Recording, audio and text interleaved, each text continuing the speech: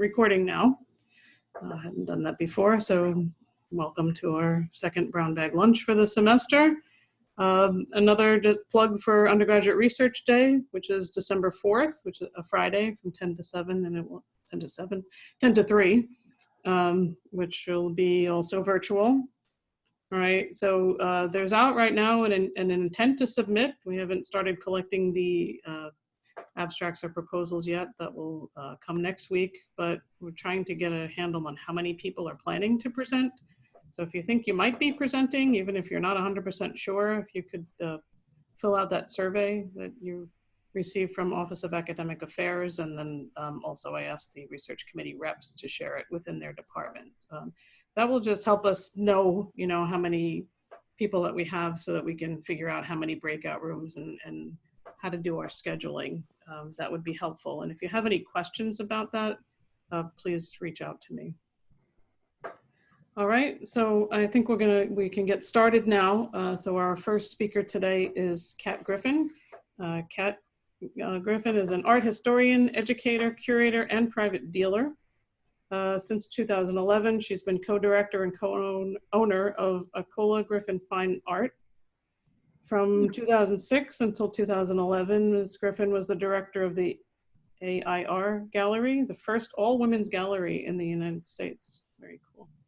Ms. Griefen has been a lecturer in women and gender studies at liberal studies at Rutgers University. She's currently faculty at QCC, where she manages the Gallery and Museum Studies program. From 2018 to 2020, she was the curator in residence at the Kupferberg Holocaust Center at QCC, and is also a faculty member of the CUNY School of Professional Studies, MA in Museum Studies. In 2017, she received the President's Award for Art and Activism from the Women's Caucus for the Arts, College Art Association. Ms. Griefen is a board member of Art Table, a member of the Council for Feminist Art at the Brooklyn Museum, a national committee member of the Feminist Art Project, and a member of the Association of Women Art Dealers. So Kat is very busy. So I'd like to thank her again for taking the time to present today. And whenever you're ready, please go ahead and start. Great.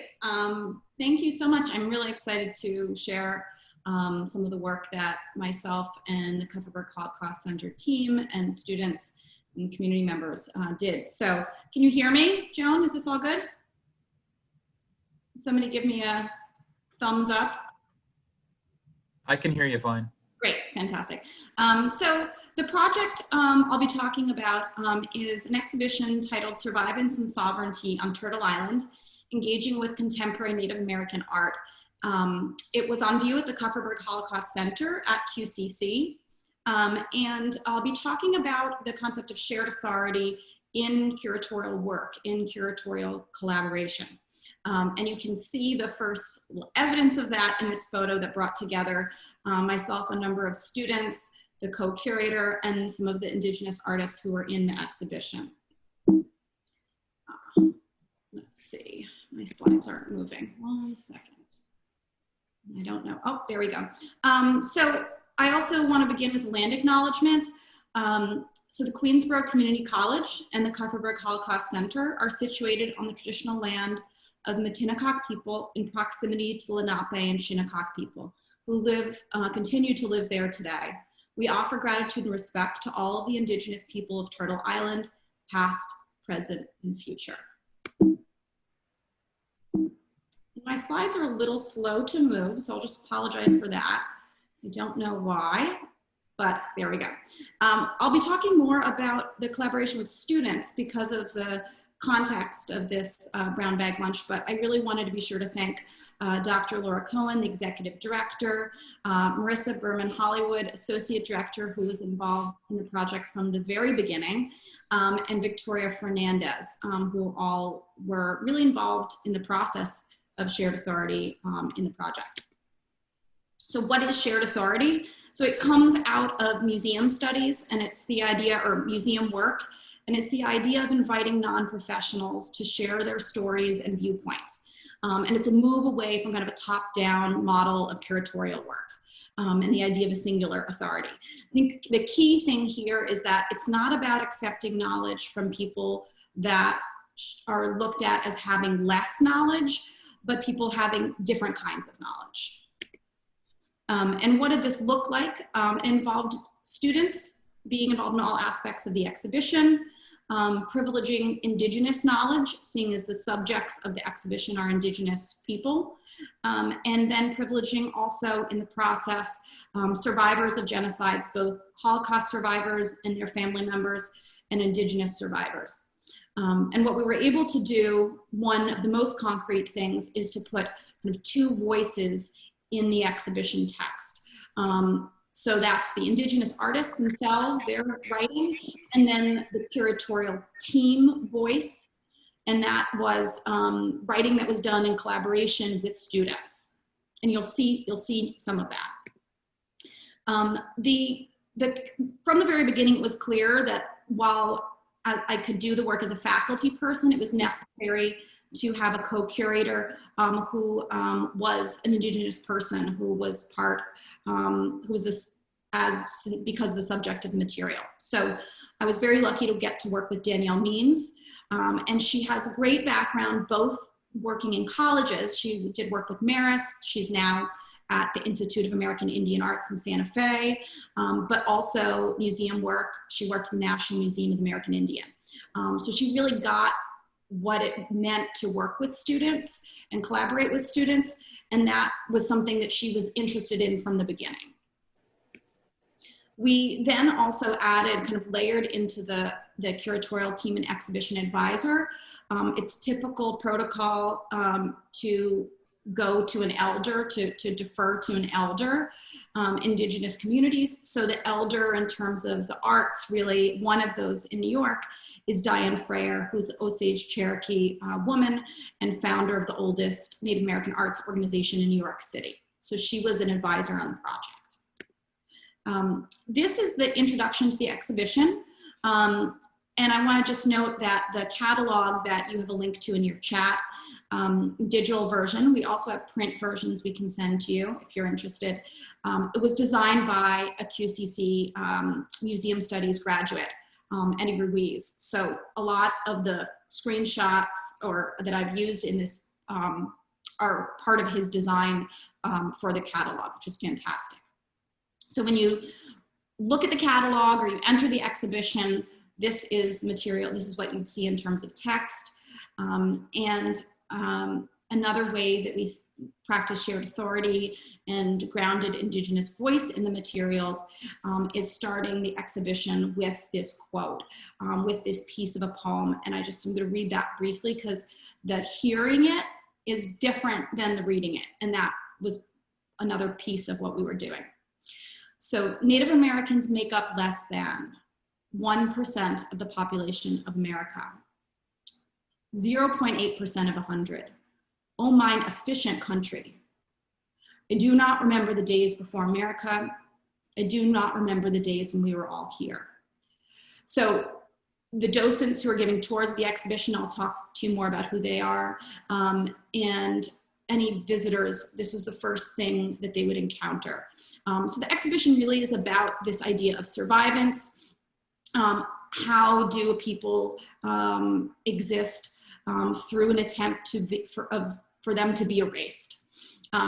As you enter the catalog or the exhibition, you also get some information about the title, this idea of survivance, active resistance, the idea of sovereignty. There being 1,200 sovereign tribes and nations still on this continent, and this concept of Turtle Island, which is the name given to this particular region, given to the continent by Native folks from this region who think of America as a turtle's back kind of coming out of the ocean. So we also discuss this idea of surviving genocide and what it means that Indigenous people are survivors of genocide. So the concept for the exhibition was inspired by the KHC itself, the classroom there that has the panels that are based, and I think most of you have been there, the panels about different genocides, and then the mission of the center, and the thinking that it made sense to expand these panels to address genocide in this continent. And then also inspired by Native American survivors. At the time that I'd started to do some work with the Holocaust Center, was in conversation with an artist I've worked with, not this artist, I just want to be clear, but another artist who explained to me that she's about 76 now, that as a younger woman, she'd been sterilized through the health services unknowingly. It was like kind of a jolting thing to think about the fact that this is not about the distant past, but these examples of attempted genocide are, there are survivors still today. And that, that we can do something, and we should create opportunities to have their voices heard. This is a work that deals with sterilization that was in the exhibition, and the writing that you see with it is some of the writing that was done by students in collaboration with the lead curators. The exhibition was also inspired by survivance today, or recent survivance examples of Indigenous communities leading movements and creating allyship to protect their land, but really all land, water, and life. On the right-hand side, you see images of work by Chanute Bahanska-Luger, who was one of the artists in the exhibition and who came and spoke at the campus as well. So our thinking, Danielle's and my thinking, was that what we wanted to do with the exhibition was build allyship, build relationships between survivor communities and the campus community. And we knew these were overlapping categories, that there are students who are survivors in one way or another. There are faculty who are survivors of genocides. And then, of course, the folks engaged with the Holocaust Center who are survivors of the Holocaust or their family members. So we wanted to connect these people and give them opportunities to be together. And that we thought that by engaging with this work, it could follow the center's mission to create something different for the future. So the participants, this is the most important part really, GAMS, as Gallery Museum Studies students, and some Indigenous students, again, somewhat overlapping groups. The KHC community, which involved some survivors and 2G or second generation survivors, Indigenous knowledge keepers and artists, KHC staff, and then the larger group of students and faculty members. And so you're seeing some of the images of folks engaging with the exhibition. Even before planning the exhibition, we knew we had a great task, which was to introduce totally new material. And I don't mean new to faculty necessarily, but I mean new to the campus community and maybe new to the KHC. We knew this would be the first exhibition at any Holocaust Center to address Indigenous genocide. Actually, Dr. Laura Cohen came up with this. She said, nobody's done this before, really. So how would we introduce these materials in an accessible way? So before the exhibition, there was a year-long colloquium with many, many events. I'm not going to read all of this, but just give you a sense of the quantity of materials. We had faculty who presented, we had Indigenous knowledge keepers, and most of the programs were introduced by students. So students started the process of being involved in exhibition planning by learning about the different pieces of this broader topic, and also learning about public speaking and presenting through these events. So there was many events throughout the programming. So then breaking it down, how students were involved and their research. So the primary group we started with was these Gallery Museum Studies students. So while they were in an art curating class, I had them begin to engage in the development process of the exhibition, thinking about the theme and the title. And then those that were really interested and wanted to do more work applied for fellowships with the Kupferberg Holocaust Center and continued to work on the project for multiple semesters. And many of them now have gone on, actually all of them who worked on it have gone on to four-year programs, some to master's programs, and all actually, I think, still employed in the field in related areas. So yes, I have a note on that. Some of the places that those students are now currently working based on the projects, this project. Here are some of the other programming they were involved in during the colloquium. And so here's the things that they did very technically. They participated in curatorial meetings where they met with the advisors and different speakers, and they shared their own stories and they heard from the speakers. They participated in concept development, exhibition design. A lot of that was done by QCC students and graduates. They presented original research on artists, and then involved in the programming. They gave tours, and they actually wrote for the catalog. The reason I have this map of the student percentages of the student body in different areas is because it looks like our student body is less than 1% Native American.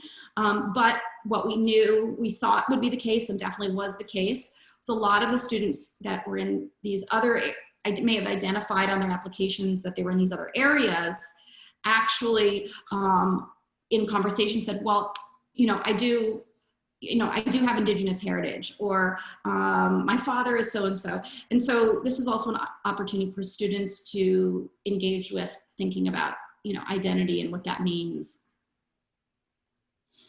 The other people who were involved in shared authority that were really important were KHC community members.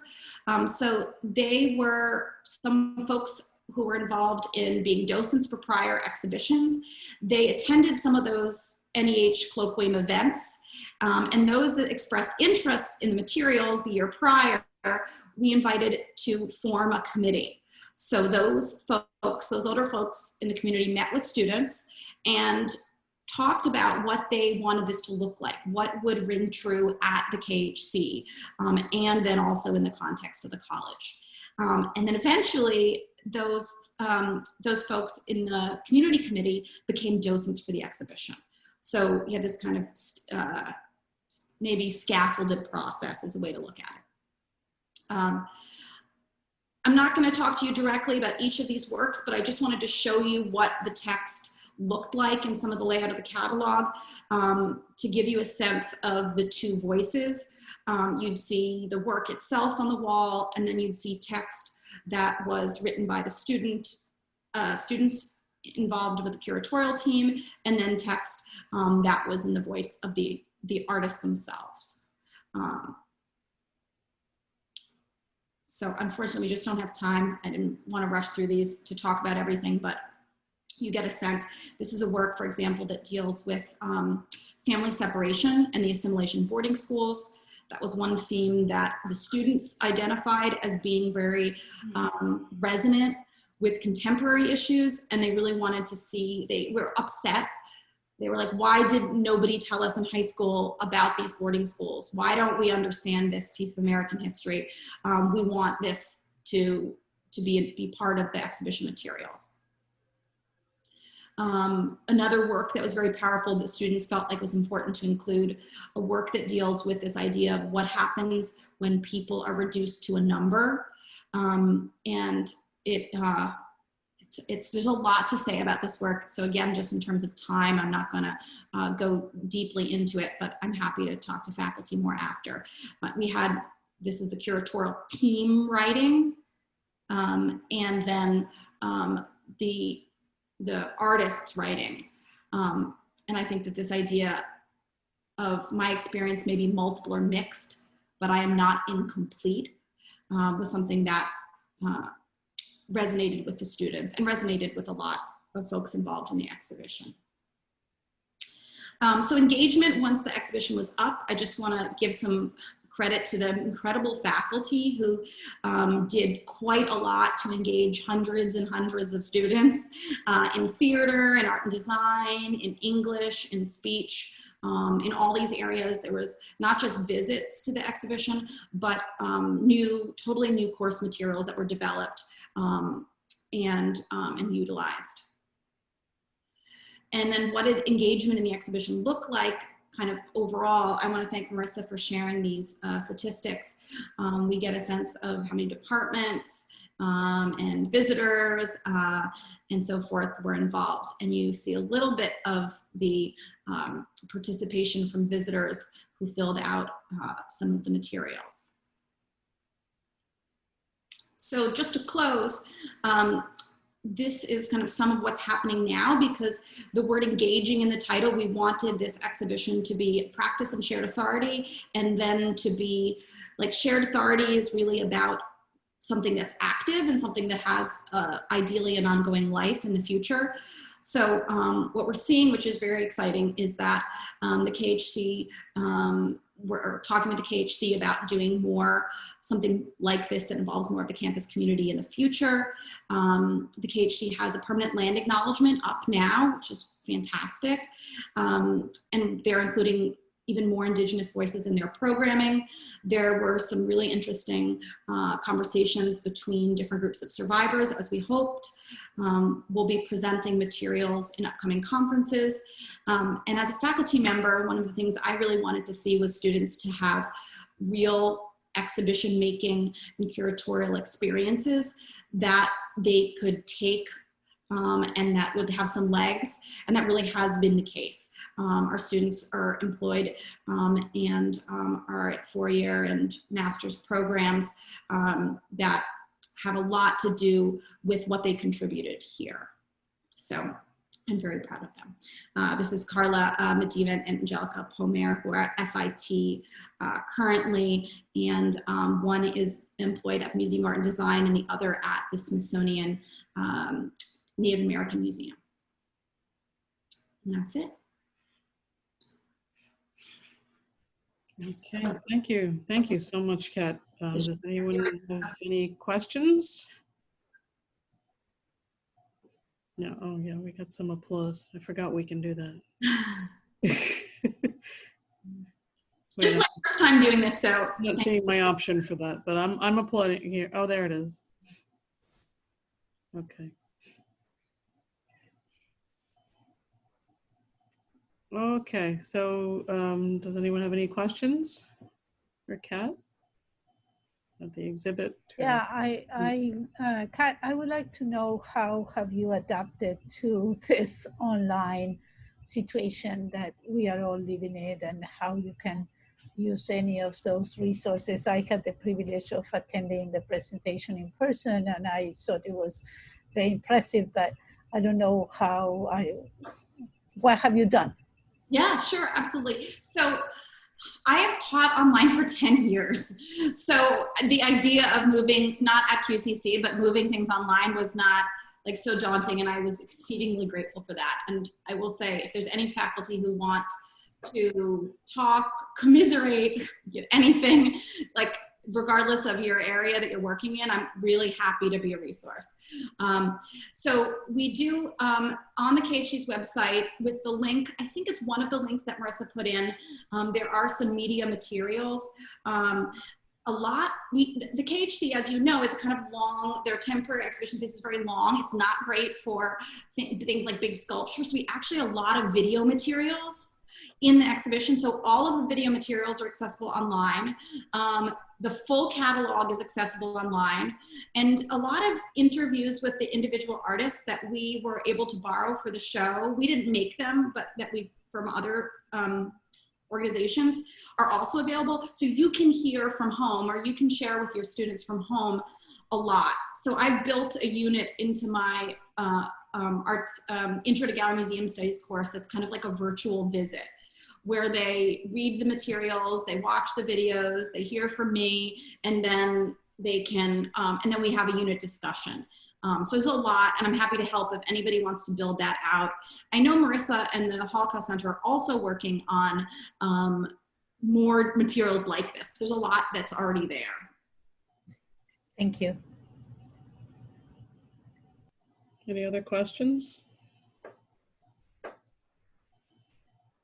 I'm just wondering, I've seen the exhibit in person too, and you know, it was cut short in the spring semester. Are those things still physically in the building? And just to follow up from there, when like those pieces, like some of the ones that you showed, where are they in museums? Yeah, sure. So you know, of course we were disappointed that the show had to be cut short, but as someone who works in museums, you know, works in this museum field, many shows are only about that as long as we had. So I had to think, you know, we had a really long run. You saw the numbers of how many people visited, and so, and how deep the engagement was even in that time frame. So that's that. The work, you know, the way it works in museum world is work has to be insured, and sometimes artworks are also have to travel to another exhibition. So we have sent back the works. And again, quite a lot was video though. So of the 17 artists, we were only dealing with physical objects other than the screens and stuff for less than 2/3. So, and I had a great team. It was, I'll give full credit that it's not current students, but graduates who installed, who worked with us to safely and appropriately and with correct regulations de-install. We use professional shippers to return everything and so forth. But it was you know, from beginning to end, students were involved, even at the tough moments, and they really were stepped up and went above and beyond. So it was just such a joy to work with them throughout, even under the difficult circumstances. Right. Yeah, it's really, you know, when you're talking about the shared authority, it really shows what our students will do when given that trust, you know, that they're really capable of doing so much more than even they're aware that they're capable of doing. And I'm sorry, very briefly, I'll answer the other part of your question. The artists in the show are major. If you go to the Met, which is open again, as you meant, two of the largest works I have ever seen in the Metropolitan Museum of Art are by one of the artists that was in the exhibition. We had really very wonderful kind of unknown artists working in their communities. And then I'd say 5 or 6 real art star artists who were super generous to loan their work to us and just really saw the vision for the exhibition and what the Holocaust Center could do and what the students could do, and were really interested in that context. So we were very lucky they were willing to work with us. Okay, great, thank you. Thank you so much. Any other questions? If not, Mercedes, you can go ahead and share your screen, and then while you do that, I'll do your introduction. So our second speaker for today is Maria Mercedes Franco from the Math and Computer Science Department, I should say. She's an associate professor of math from 2013 to 2014. She co-led institutional efforts that established undergraduate research as a high impact practice on campus and launched the research in the classroom modality on campus. Between 2014 and 2016, Dr. Franco served as the UR-HIP coordinator and founding campus director for the CUNY Research Scholars Program, and was instrumental in securing QCC's participation with the Community College Undergraduate Research Initiative. At the department level, she co-led efforts to establish the current undergraduate research courses and continues to support the growth of the Math and Computer Science undergraduate research program. She's co-PI and co-director of the MSRI UP and KERM grants, which are 2 NSF-funded programs that support UR and address issues of underrepresentation in the mathematical sciences. And so Mercedes is going to speak to us about assessing the impact of high-impact practices in the mathematics classroom. What difference do they make? So thank you. Mercedes. I want to make sure everybody can hear me. Can I hear a few? Yes, thank you. And then also, can you see my screen? Yes, we can hear you and see your screen. Yep. Okay, thank you so much. So first of all, I want to say thank you to John Peterson for organizing these brown bags, for inviting me. And I also want to, again, applaud the presentation from Kat. Let me tell you, I'm terrified that I have to be next after such a, not only the presentation, but the nature and quality of the project that you have been engaging students in. It's very impressive, and I'm very very proud of the work that you have done as a faculty mentor, as well as the work of the students. So very humbly, I'm gonna start with my presentation. So yes, as the title of my slide says, I'm currently engaged in an effort to assess the impact of the high impact practices that I have implemented in my own courses. So a little bit of background, although I'm sure and everybody who is attending this presentation is fully aware of, high impact practices are simply pedagogical practices that are known to be very effective at promoting certain things that we value in the process of teaching and learning, such as student engagement, satisfaction, acquisition of desired knowledge and skills, development of competencies, persistence, attainment of educational goals, and many more. And this was a term, high impact practices or HIPs, that was coined by George Coe in 2008. He was sponsored by the American Association of Colleges and Universities, and they continue to work on promoting these high impact practices. And in fact, back in 2008, there were 10, but now they have added one more. So there are 11 high impact practices. I will say that Greensboro is very big on HIPs in my personal perception of what's important at the college. And over the years, they have supported the institutionalization of several of these high impact practices. Currently, we have 6. They are the service learning, the common read, global and diversity learning, the SWIC, or the students working in interdisciplinary groups, undergraduate research and writing intensive. And then in the past, at some point, we also have learning communities, but those were discontinued. So of all of these HIPs that we have at the college, I have been trained for and implemented 4 of them. So they are the WI, academic service learning, common read, and undergraduate research. And I've done undergraduate research both in the classroom as well as the traditional apprenticeship model.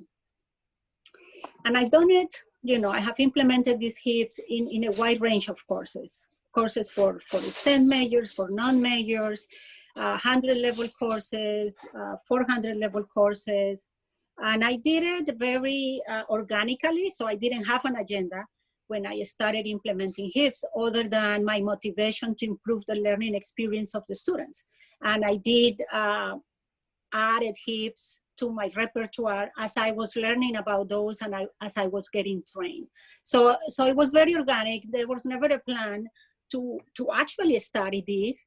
It's more, I guess, a natural process for faculty at some point to wonder if the things that we do are actually making any difference. So I went through that reflective process in 2018. I took a look back at all my teaching record here at QCC, and I was very surprised to find out that I have done HIPs in about 50% of my classes in all of those years. I started in 2005. And at that time in 2018, I have become the chair of the department, so I wasn't teaching. So I was looking at all the courses since I joined in fall 2005 until spring 2017. And I thought that was an incredible, that explained, right, why I always was exhausted. It's an incredible effort.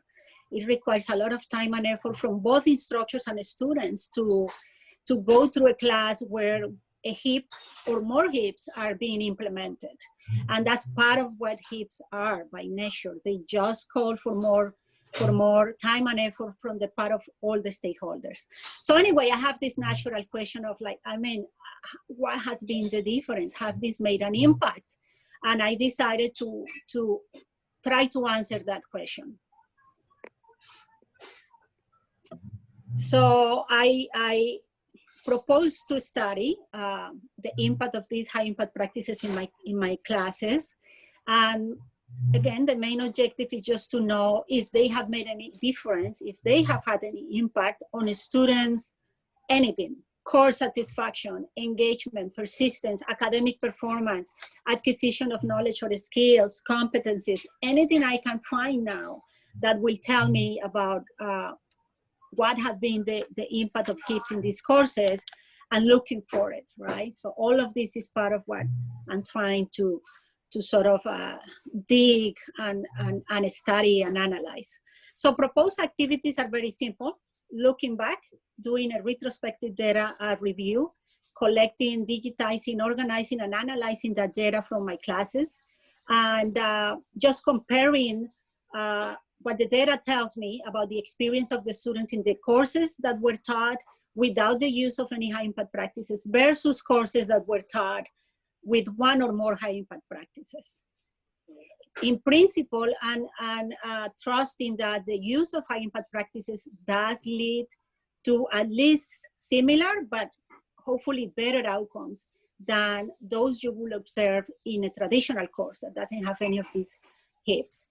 I recruited a colleague from the social sciences department, Dr. Romel Robertson, who has been my collaborator and has been helping co-mentor the students in the research, plus obviously lending his expertise as somebody who knows more about education research than myself. I don't have formal training in this area.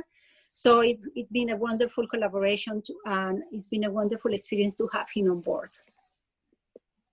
So from the get-go, I envisioned this as a project that will engage students in the research because of my commitment to HIPs. Obviously, I was very interested in making this also an opportunity for the students to participate in UR as a HIP. In our department, we have a committee that oversees all undergraduate research activities, and faculty who wants to do research with the students, especially if you want to have the students joining some of the research classes that we have. Faculty are expected to submit a proposal to this committee, and then the process goes from sending your proposed undergraduate research project to the committee to getting their okay, then the okay of the department and academic affairs, and then eventually you get your section of the research course that you requested, where the students can then be enrolled and then get credit, and not just credit, but also get some structure for the research experience, the structure that the courses give to the research experience. And something very important that we have to address in our proposal to the committee is we have to speak about how the proposed research meets the criteria for research. So in my case, the nature of the project, from the source of the data, the potential size of the data sets that will come from looking at 12 plus years of teaching, to the genuine search for insights about what is happening in these student experiences when they do go through high impact practices. This makes this project an authentic research project. So since 2019, the spring of 2019, I've been having students engage in the research, and then they've been taking some of these research classes in the department. So I started in the spring 2019 with 2 students.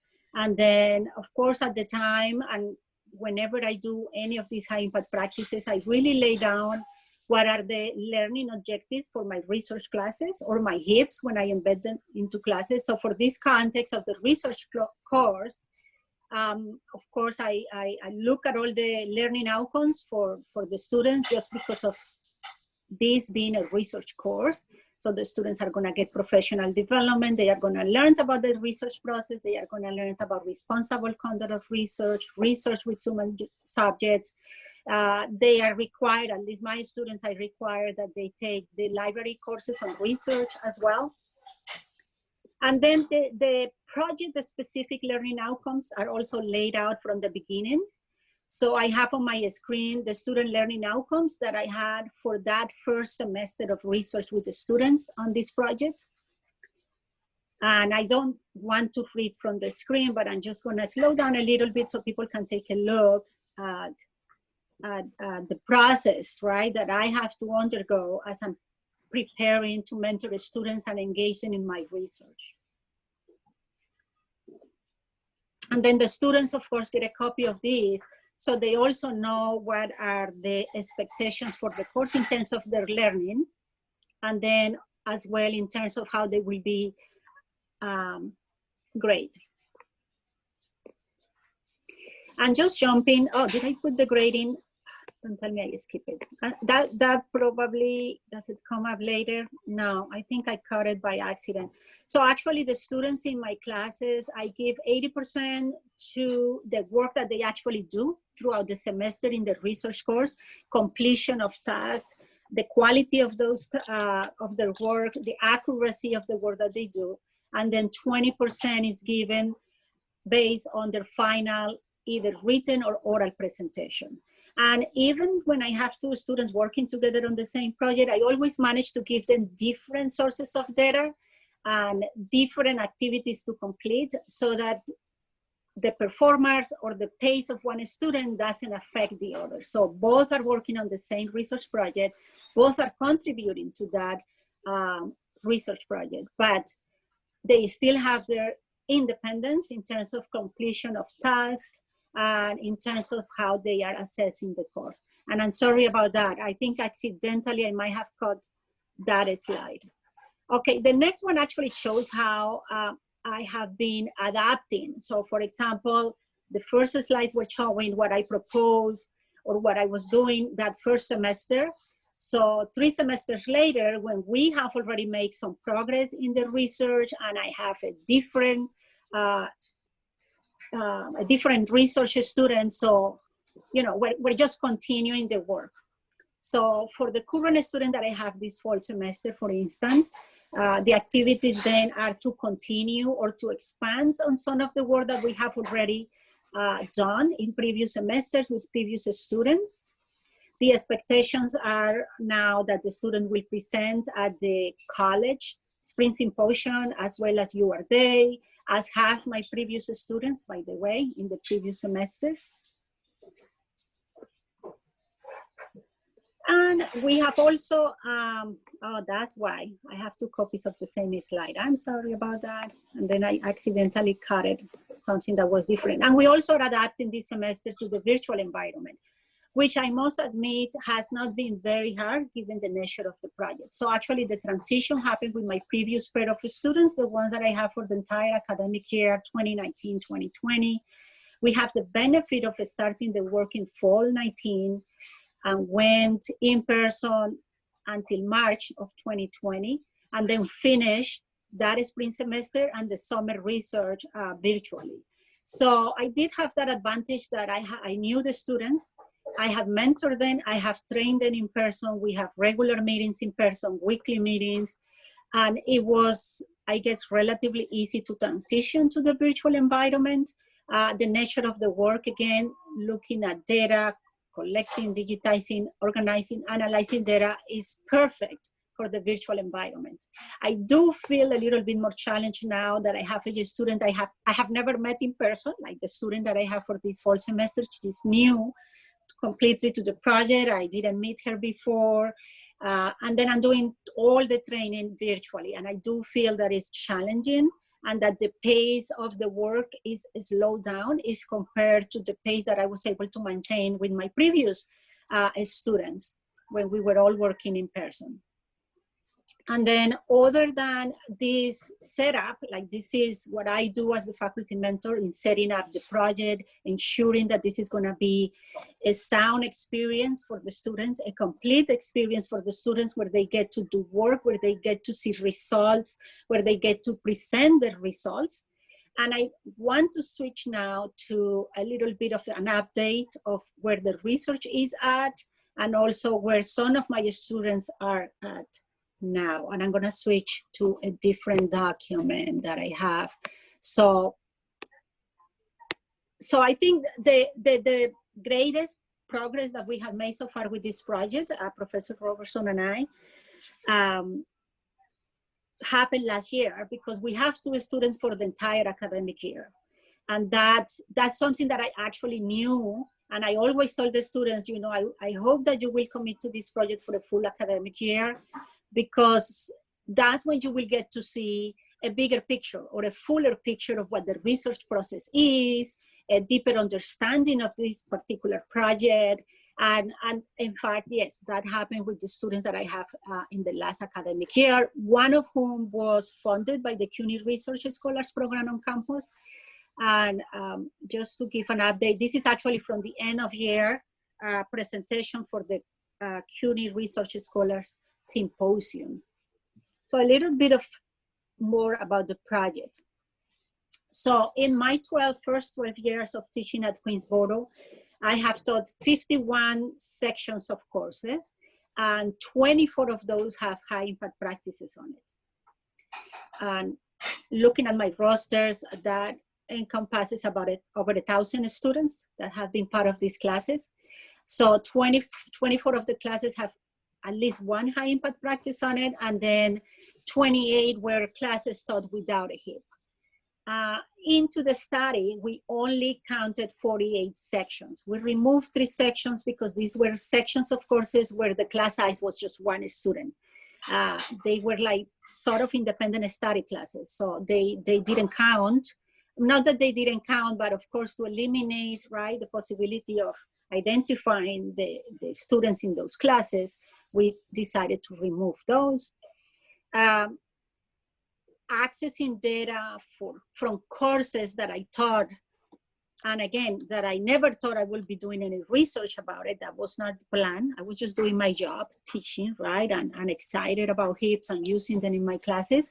So it's been very challenging to sort of retrieve data and data that is meaningful and that we can use for the research. So far, we have been able to work with student evaluation forms from 28 sections of my courses. We have also been able to work with attendance records from 26 sections of my courses.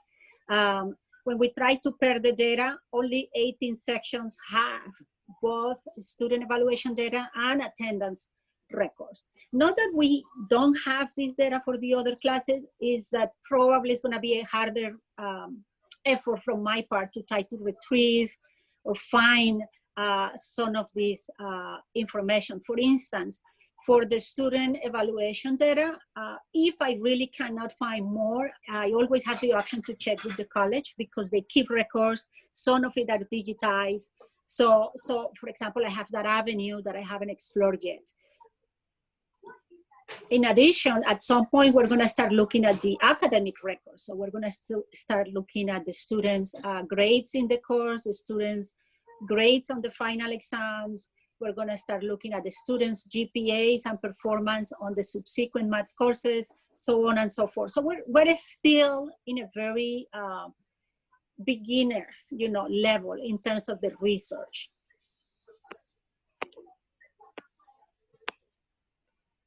These 2 tables show a summary of the courses and HIPs that I have used over the years. So on the right-hand side, I have the courses. Oh, do I? Yeah. I have all the courses where I have implemented at least 1 HIP. And we can see in the table by the X marks if it was just 1 HIP or more. And then the table on the left has a summary of the actual HIPs that has been used. So I have used single HIP in 9 different courses. 4 of these HIPs were service learning, 5 were writing intensive, but more often I have used 2 or more HIPs in courses, as you can see. So there are 11 courses where I've used 2 HIPs, 2 courses where I used 3 HIPs, and don't ask me, each time was a killer. There is also 1 instance where I was trying to combine the 4 high impact practices that I'm familiar with. Here are some results from the data that we have examined so far.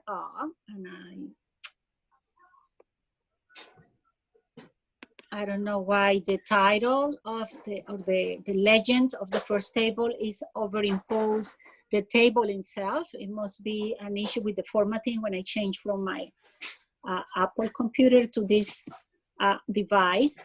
But I just want to say the student evaluation data that we have comes from 2 different forms. The forms that we used back in the day, 2005, 2006, was a form that had only qualitative data. There was a question, there were a couple of questions that were asked about the quality of the instruction or the quality of the experience for the students. And that was it. But then soon, 2017, 19, or 2000, 2007 or 2008, the college adopted a new form, and this new form has two parts. There are some rankings, 10 statements, and students have to rank their agreement with those statements. And then there is a second part, which is also 2 or 3 questions. So there is room for both qualitative and quantitative data to be extracted from those student evaluation forms. And that's what we did. And then what we observe, or the students observe, is that in terms of the qualitative data or the rankings that students gave to my courses with the newer student evaluation form, the rankings in the high impact practice courses are consistently lower than the rankings in the courses that did not have any HIP. And the statistical analysis showed that these differences are actually statistically significant. The students also conducted the qualitative analysis of the data that was collected with the old evaluation form, as well as from the second part of the current evaluation form. And they did a sentiment analysis. They just looked for comments and tried to categorize comments into either positive comments, negative comments, both comments that have both tones to it, or neither. And then again, there was that difference. There was this marked difference between the comments, positive versus negative, that the students gave in the 2 types of courses, with the HIP courses getting more negative feedback than the non-HIP courses. So here are the pieces that have to do with the statistical analysis that were performed and the actual differences between the 2 sets of data when you compare HIPs versus non-HIPs.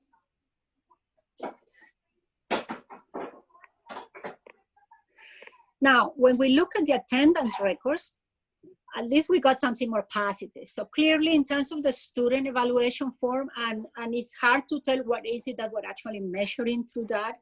I know many people have debated. There is research that says that a student evaluation is not a good measure necessarily of faculty effectiveness or stuff like that. But at least I'm using it as a measure of student satisfaction with the course, and I can see that students were less happy in the HIPs versus the non-HIP courses. With the attendance data, we got a more positive outlook on what the HIPs might be doing. So what we found is that consistently, the attendance of the students in the HIP courses is much better than attendance or attendance patterns in the non-HIP courses or regular courses. And again, when we did the statistical analysis of these differences were found to be statistically significant.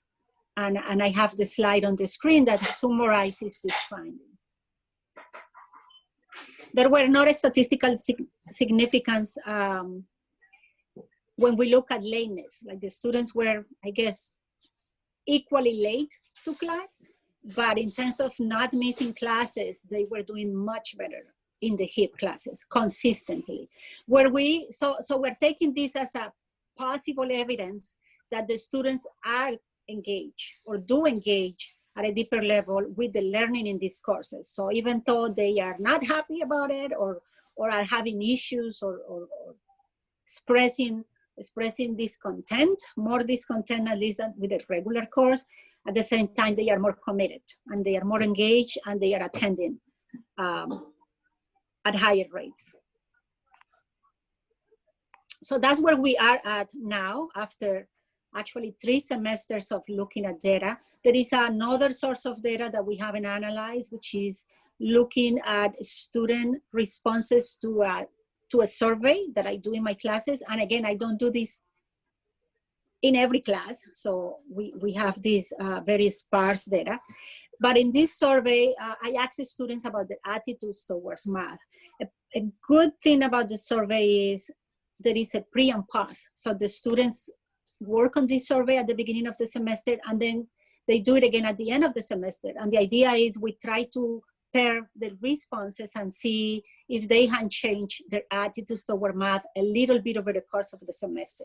Some of the items that we asked in this survey has to do, for example, with their agreement with the statements like, I love math, or I find math interesting and useful. And, you know, I want to take more math courses while at Queensboro, you know, questions about how they perceive mathematics, how much they enjoy mathematics. But again, we haven't analyzed that. We have digitized the data, but we haven't analyzed the data. So it's not reported here. And other than that, we just continue to push forward. So we have this challenge to retrieve more data from additional sections of the courses that were entered into the study. We gotta then also work with the data that we will be requesting from the college that will look at the academic component, students' grades, the students' GPAs, the students' performance in subsequent math classes. We will also look at the students' English performance, their ESL status when they first came to Queensboro. I found in a different project that I did with 2 colleagues that this has been an impact. Like students who are ESL students have had different performance in writing intensive courses, for example. They don't benefit as much as the students who are native speakers. So I'm suspecting that this might also be a variable of interest for this study. And then eventually when we have this larger data set where we have combined all these many measures, right, of course satisfaction, students' engagement, academic performance. We will also have demographic information. We plan to conduct more, more detailed analysis of the data, and we will look at confounding variables. We will look at, again, ESL could be a confounding variable. The students, if they were deemed remedial when they came to Queensboro or came at a higher level. We will look at multiple variables that could help us really assess who benefits from this HIP or who benefits more or not. We really don't know what the final results will tell us. And that's kind of my summary of the research, as well as how we have been able to engage students in this. And I just want to add one more thing. One of my students from last year, who was the CUNY Scholar and presented at the CUNY Scholars Symposium, she presented last week at a national conference. She presented her research, as well as she was part of a panel where she was speaking about the advantages of engaging in undergraduate research and encouraging other students to pursue similar opportunities in their own home institutions. So she's now at a 4-year college, and we're working on an application for an internship that she would like to have in summer 2021. So I'll wait for questions, but just to let people know that the mentoring that occurs while we're working on the research is really a full experience where my connection with the students and my supervision of the work beyond what we're doing together with the research is there as it should be, I think, when you take that role of being a mentor. And with that, I'm going to just give the floor back and see if anybody has any questions. Thank you, Mercedes. And I just realized it's 1 o'clock, sorry. Yeah, no, some people already had to leave. Okay, sorry. Okay. I don't have access to my chat when I'm projecting my screen, No so I worries. didn't know if anybody was commenting. So we do have one question in the chat, just that I wanted to say, thank you for presenting this. I can't imagine going back and pulling out all of my previous classes and the HIPs and whatever. The way that I keep that stuff, it's like all over the place. But I'm relatively organized, but No, it that's makes a good. difference. It makes Yeah. a difference that I didn't plan for it. So it's like, yes, there are things that I wasn't thinking Yeah. of keeping. Yeah. That's not a skill I have. So Kat's question is if you've used the survey option in Blackboard to collect data.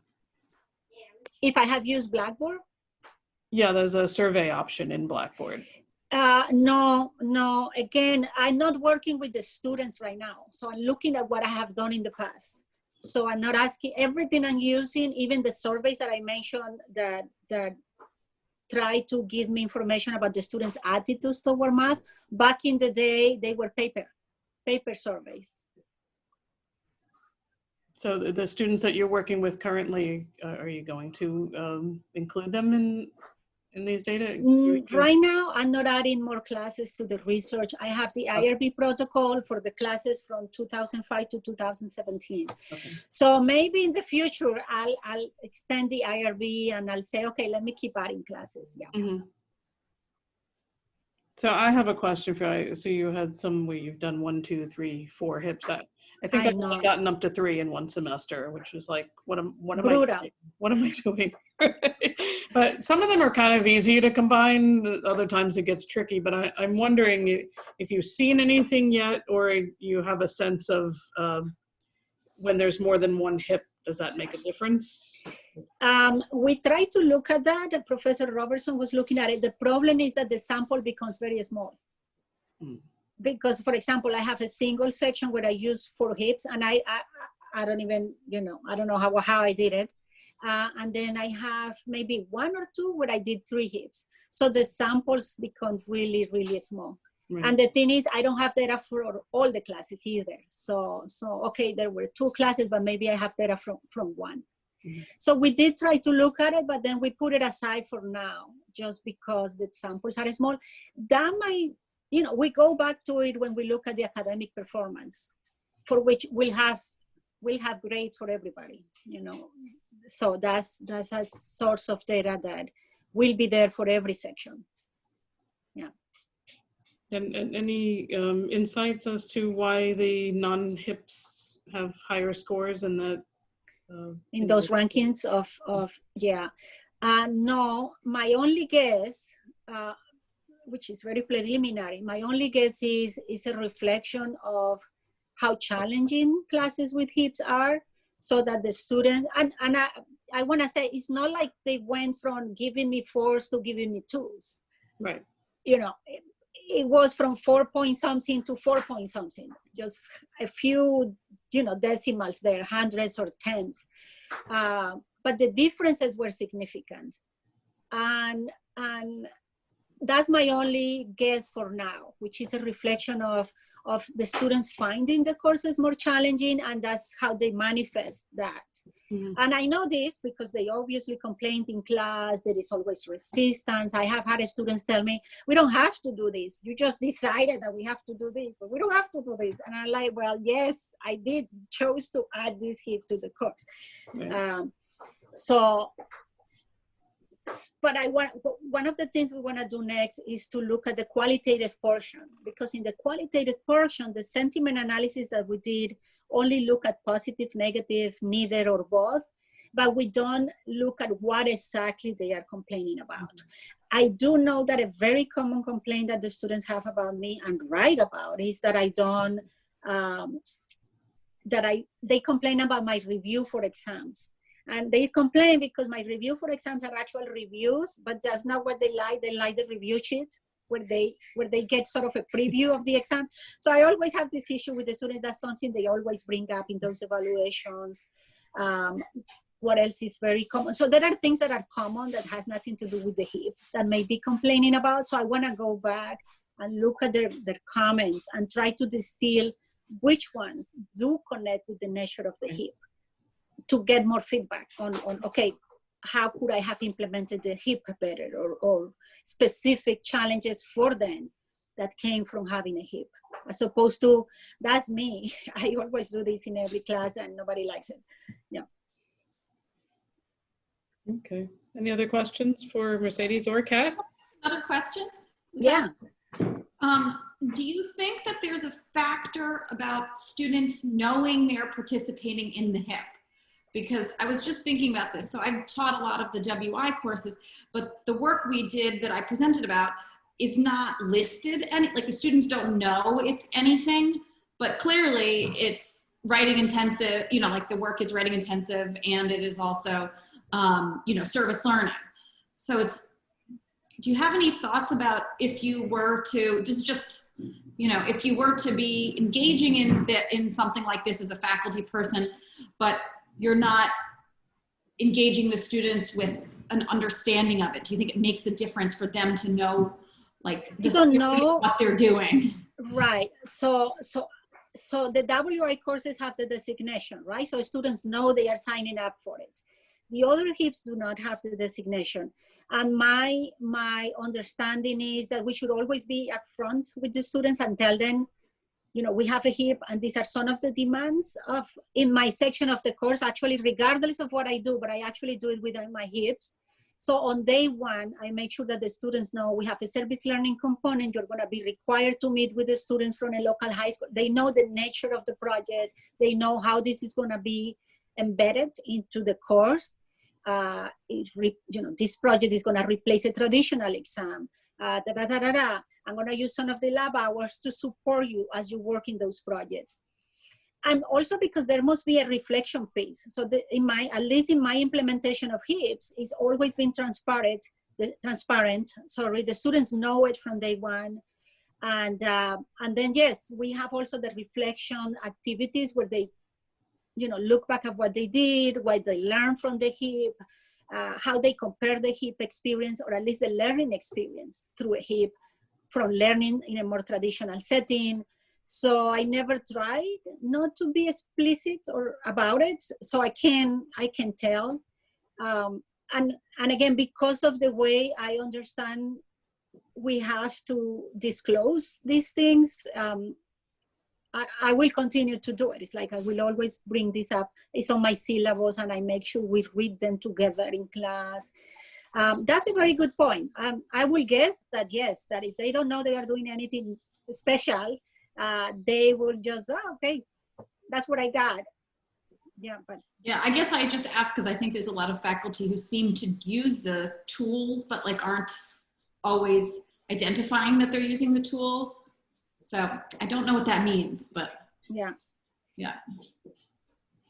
Okay. Also, yeah, sorry, there's a question in the chat from Wen-Mei. Will the research be released for the public, like on the QCC website? So for either one of us or for me, the question. Is that for Wen-Mei? Is that for Mercedes or for Kat or both? I can answer. Any. Okay. So I'm sorry, before you went, I would just say that this event today is being recorded and will be on the Undergraduate Research website. I don't know if that, you know, for anyone who missed it, but if you missed it, you're not here. So, I mean, you're here. You know what I'm saying. Yes. Go ahead and answer the question. So for example, my students have been presenting whatever progress they have made over the past 3 semesters at the events for the students, the Spring Symposium of 2019, the UR Day of Fall 2019. There was no Spring Symposium in 2020, but we did have the Summer Crisp Symposium. One of my students went to a national conference. So in these organic ways, with this, as John Peterson just said, these are ways to disseminate at least what we have so far. Of course, my collaborator and I eventually, right, as we do more and we have a more complete picture, plan to publish the work. So yes, the idea is to continue to disseminate organically as well as more intentionally through a publication. Mm-hmm. But we just need to add more data and more analysis. Kat, did you want to answer that also? Sure, yeah. I mean, on the KHC's website, is that link that Marissa gave. So the catalog, I think, with the student writing and a lot of talk about a lot of writing and actually an interview about how the whole process worked, that's all available. And again, there are print catalogs. They came out at the very beginning of the pandemic, but if there are faculty who want them mailed, I can mail them. So if you want to have some and, you know, use them in the future, you can. What else? There's, so all of that is available. Oh, and yeah, and like Mercedes students who were involved in this presented at this, you know, the last couple of years of programming through their involvement in the project and through the involvement with UR Day and the KHC. So that is all there. Yeah. Fabulous. All right. I have a question for Mercedes. Hello, Andrew. Hi there. I was just wondering what aspects of your projects were the most challenging for the students when they were involved with the research. I think we will have to ask them. I think we will have to ask them, but my perception is that we have done a good job at picking students for whom this type of work is very accessible. We pick students, for example, that have taken our Math 336 statistics class, so at least they have some sense of what are some basic principles in statistics, differentiation, right? Population, sample, some tests that they get to learn about in class. I don't think there is something salient about the nature of the project and specific challenges for the students. And also I don't want to say we do a good job. Let's call it that it's a good match. We pick students that are well matched for the project. I think the project by nature is very accessible, perhaps more than if you are doing research in pure math, or even in some areas of applied math. You could have students needing higher level mathematics courses, but we don't, like basic statistics, or even we can teach that, and we do sometimes lessons. So I don't see a particular thing about the nature of the project. And the students that we pick are also committed. They know what they are signing up for, so they are very good at keeping their pace, having their regular meetings. We all make exceptions. There is a week that somebody cannot meet, that's fine. So I think we have just done a good job at matching the students with the type and nature of the project. For example, I have never pursued STEM students as well. I don't want to pursue students for whom this has little value. If somebody wants to be a computer scientist, I don't want them to spend time with me doing research in education. Really, I don't want to do that to them. I'd rather help them find a mentor who is a computer scientist, who's going to get them engaged in computer science projects. So we work with the students for whom getting these quantitative skills and gains in that area of quantitative reasoning, basic statistics, for whom this is valuable, as opposed to, mismatching the nature of the project with the students. So I don't know if this answered your question, Andrew. Yeah, thank you. Okay. I was just, it's a question and a reflection in a way. I was just thinking, I never thought of like looking back at what I had done, but I think this opportunity to go online offers each one of us a unique opportunity to compare how we teach online and in person. And I think that if we adopt some of the criteria that Mercedes has used, it could be interesting to see what things can be improved in, hopefully not in how we teach online, because hopefully that's going to finish in future, not so far, but what things we can take from that experience to make us better teachers. I think it's interesting, especially because at least in the sciences, we many times do not have as much material to analyze as we have now online. And I think it could be a good initiative, for the college or for some of us who would like to improve the way our subjects are being taught, to think about it. It would be like an opportunity of making some kind of lemonade after being given lemons. But I think it's definitely a good idea. And what Mercedes is suggesting about finding students who could be interested in doing this, I can think of some students who come to our school thinking about being elementary school teachers, high school teachers, and this could be, I don't know. I want to thank Mercedes, you for your presentation. It gave me some food for thought. Not that I have too much free time, but I always think about how I could be you know, a better teacher. It's something that is important for me, and this talk gave me ideas of how I could look back at what I have done and how to learn from it. Thank you so much. Thank you. It's funny because I have tried to recruit education students to work with me and I can never find one. So I think consistently all the students I have had so far have been from health sciences, but they are eager to learn, you know, about statistics and how to manipulate data. And this is actually helpful also for their future paths or career choices. But yes, I always look like, where are the education students, whether they are students who wants to be elementary teachers. We have a big program in the social sciences department, but we also have our small program in the department for future secondary mathematics teachers. But I haven't been able to recruit anybody yet from those disciplines. But that will be the best match. That will be the best match, because HIPs in general or internships, any of these enrichment activities they serve the student better when those experiences are aligned with their chosen academic pathways or career goals. So that's what the research already shows, that it's better when they align.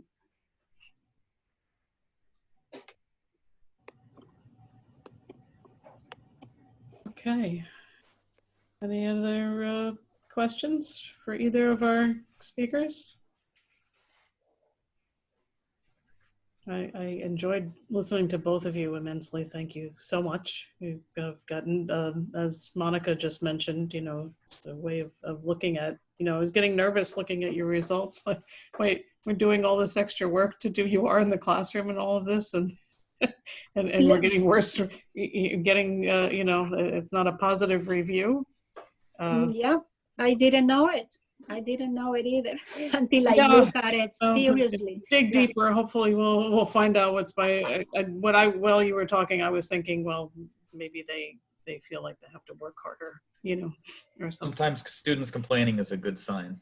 That's true. You know, when those evaluations are perfect, it's very suspicious. But I agree completely. Yeah, but you know. Yeah, go ahead. Sorry. No, go ahead. No, I wanted to say that at the same time, we have only partial data, because we don't have data from all the sections. And I'm hoping to be able to gather more, like find it and use it. Plus the extra variables when we look at actual grades, when we look at actual academic performance, because they could be complaining about it, but if they are doing better, I'm happy. They can hate me, but I'm happy. Exactly. But the saddest part will be, right, the saddest part will be if I also find that they don't perform any better. And that will be sad, but you know, it's too soon to tell. The other thing we haven't done is we just did 2 groups, HIPs versus non-HIPs, but we're not making a difference between the 100 level versus the 300 level, 400 level students, which there could be marked differences. I think we all see differences, right, in how our students approach their learning, whether they are freshmen or close to graduating, or STEM majors versus non-STEM. So we haven't looked at those other factors. It's just 2 groups, HIPs versus non-HIPs. So we're in diapers. That's the sad part. You know, 3 semesters and we're in diapers. Look at a progression, because, you know, I know the first time I did the research in the classroom, it, you know, it was a little messy because you're throwing something new in the middle of the, you know, not in the middle of the semester, but you plan for it. But of course, there's always stuff that happens that you didn't plan for, or if you're doing research, right, what if the experiment doesn't work, then you know, okay, you know, so you have to kind of, you know, slant that, and they can't, it's very hard for students to think this way, is like, okay, so this experiment didn't come out the way that we thought it would come out, and like, well, that's okay, it's still information, but for them it's like, I failed at something, you know. Oh yeah, they don't work. I'm like, no, it shows that this doesn't cause this, or there's no whatever, you know, it happens to be. I don't have a specific example, but you know, it's hard for them to think that way. If they're not seeing something, they think they've done something wrong. No, or the learning experience, because they are already well, I'll keep that verb. They are already used to the clean model. The professor tells you everything, every question they ask has an answer. Right. Maybe you as a student don't know it, but there is an answer there, right? But then when you do hips, there are a lot of uncertainties. The professor doesn't know either. So all this messiness that the students don't always appreciate, Right. you know, that aspect of these different type of learning experiences, because they are still, you know, wishing you just told me, tell me what to do and I'll do it. They are still, you know, Right. attached to that other model where everything is neat, well planned, Yeah. clean. Well, it's probably, you know, it's easier in a lot of ways, but going back to Kat's talk with, you know, the shared authority or making decisions, you know, that's what I did this morning with the class. I'm like, all right, this is what we have to do. We have to write the abstract. We have to decide what of these, you know, we have weekly collections that we're doing. I'm sending them out in the field on their own. So I don't know what they're actually doing, but hopefully they're doing what I asked them to. You know, what are we going to actually display in the thing? And, you know, next week they're in breakout groups and they're going to participate in helping to make those decisions. And I think doing that also makes them more, you know, they feel more empowered and they're more engaged in doing it. I think that messiness thing is such a great way to think about it, because I did have one student who worked in the project who didn't like, students I think get used to like something being mine, my homework, my test, and a lot of times this kind of research is really about what you're doing, what I'm doing, about collaboration and working together to find, you don't know what now. And so some of the students really got the fact that they wouldn't see their exact text on the wall, but they would see their concepts, you know, and there are other students who struggled with that idea of that their specific 6 paragraphs or 1 paragraph wasn't the exact end result. But I think that's good learning for students, right? For them to see, okay, something, I can have ownership over something and I can see myself in something, even if it isn't, or maybe ownership is something different. It isn't always what you expect it to be. Maybe it's about a group group ownership of a result or of a project. Yeah, absolutely true.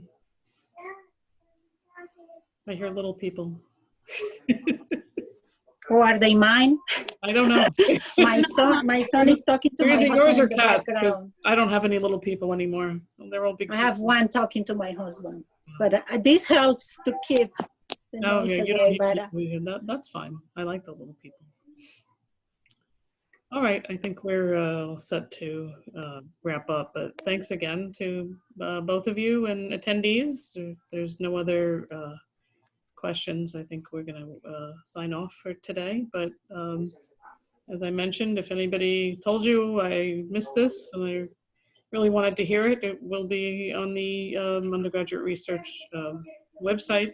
So you can do that. And please, if you have any projects going on and you would like your students to present, or you're not sure about UR Day, I think a lot of people are feeling unsure because we haven't done much yet because I can't meet my students. We're all in that same boat, and so that's okay for UR Day. But if you have any questions, please just reach out to me. And if anybody would like to speak next semester at the BrownBag lunch, or you have any suggestions for me, please let me know. All right. All right, everybody. Thank you, Joan. Thank you, everybody, and thank you, John. It's great to see everyone. Kat, it's nice to see you, and wonderful project. Wonderful, I so enjoyed it. Oh, same here. I was like, oh, do I have to go next or no? No, but very, very different, but we learned a lot from both of you. So thank you so much. Thank you for having us. Thank you, everybody. This was very nice. It was great. Thank you. Thank you, Simran. Yes. All right, and thanks to my colleagues who came to listen. Thank you. Thank you to everybody. Take care. Take care, everybody. All right. Yep. See you everyone soon.